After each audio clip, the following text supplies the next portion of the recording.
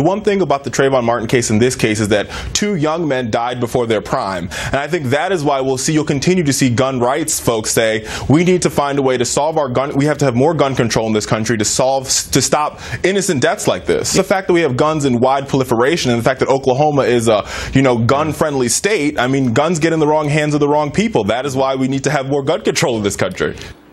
Well, we're only a few days removed from the very vicious murder of Christopher Lane, and Democrats are already blaming the nation's gun laws for the tragic event. Joining me now, the man you just heard from, radio talk show host Richard Fowler, and someone who disagrees with him, author and columnist, Fox News contributor Michelle Malkin. Good to see both of you. Nice to have you here. Richard, let me start with you, because what you just did there is what a lot of leftists do, and it's called the transfer of responsibility. You transfer the responsibility of the perpetrators and their personal criminal behavior to some big amorphous social issue, in this case, gun control. You don't want to talk about who pulled the trigger, you want to talk about the gun. That's called a deflection, and we're calling you on that.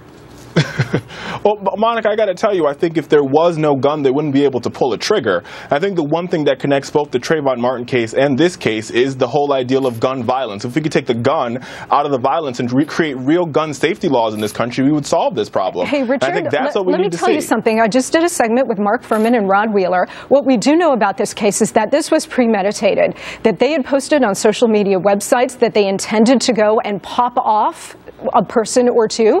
They had posed with rifles. At least one of them is associated with the Crips gang, allegedly. So this is all about their minds. It's not about the gun. They could have beaten this man to death. It's not about the weapon. But there's a big threshold between beating somebody and shooting them with one bullet. And I think that's a distinction that needs to be made in this particular case. We can all agree that this is a heinous act and these thugs should go behind bars. But at the end of the day, this is about personal responsibility and also about how we can make sure that our children and our young men stay safe. And the only way we could do that is by putting in real gun safety laws, background checks. We need to get these guns off the streets. There's no reason for them to have a gun and 50 bullets. That's the problem. Michelle, Richard just laid out the argument that we have often made, which is the hypocrisy of the left, that they don't really care what actually happened, whether it was Trayvon Martin or what happened in Oklahoma a few days ago. They only care about using it to score political points, right? Yeah, it's unfortunate. This young man seems very earnest. I'm sure you are in your beliefs, but I've encountered many dim bulb arguments in my life, and this is about as low as wattage as I've ever encountered. What gun laws in particular do you think would have saved this man's life? An assault weapons ban? Yes or whoa. It's my turn. Whoa. No, answer my question. An assault weapons ban? Do you think that would have saved him?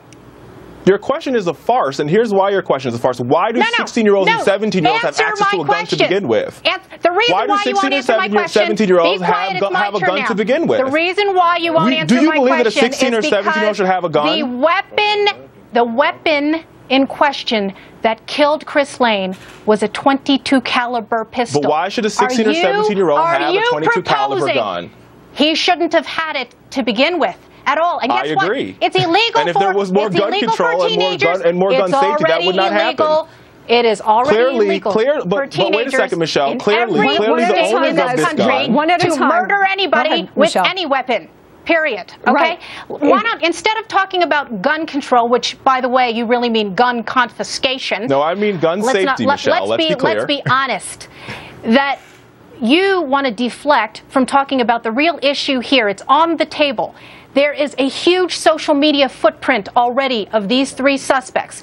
And it is not gun control, but gang control, behavioral control, impulse control, Michelle, and I think you're missing the premise here. That need to be reestablished you're missing the premise. In our culture. Richard, go ahead and respond. You know nothing about the gun in question. I know. Listen, I'll tell you exactly what the issue is here, Michelle. If gangs didn't have guns, they wouldn't be that powerful. The reason why gangs have the ability to run streets is because they have guns. If we take the guns out of the hands of the gangsters, Richard, what are you talking about? Richard, that is the point that Michelle is trying to make. The gun, it should not have fallen into the hands of this thug in the first place, okay? I But agree. what you're saying is gun control should be leveled against law-abiding citizens. What Michelle I is never trying said to that say, at all. what Michelle was trying to say is that there is a gang culture. There is a violent culture out there. We're trying to keep the guns out of the hands of the thugs, not out of the hands of law-abiding citizens, which is what you want.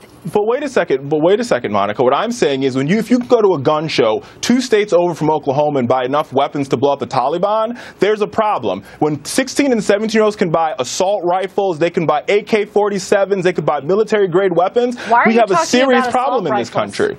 Go ahead, I'm talking about the fact that young people can access weapons. Richard, hang on. Michelle, go ahead. The dishonesty of the gun grabbers is naked here. It's as naked as a newborn baby. He is talking about gun control and gun confiscation laws, national registries and background checks that would do absolutely nothing to control evil thugs who will do whatever they need to do to kill and wreak havoc on people. These boys were intent on killing.